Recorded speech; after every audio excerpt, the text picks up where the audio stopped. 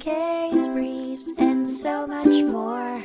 LSData's got what you're looking for. Quinnipiac University faced a lawsuit in 2010 when a group of female athletes and their coach accused the institution of violating Title IX by eliminating the women's volleyball team and adding a competitive cheerleading team. Title IX is a law that prohibits discrimination based on sex in activities receiving government funding, such as sports programs, and requires equal opportunities and benefits for both male and female students. In response to the lawsuit, the court granted a preliminary injunction in May 2009, finding that the university had set artificial limits on men's and women's teams, leading to unequal participation.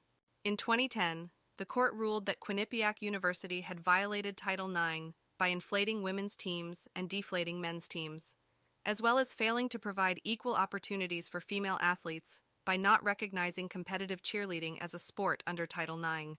Following the ruling, the court ordered Quinnipiac to submit a compliance plan and reinstate the women's volleyball team for the 2010-11 season. The university was then required to provide equal athletic opportunities to female students and maintain the women's volleyball team.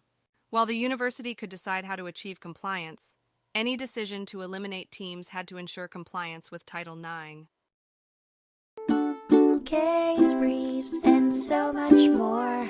LSData's got what you're looking for. Visit lsd.law, elevate your mind. Leave the stress of class.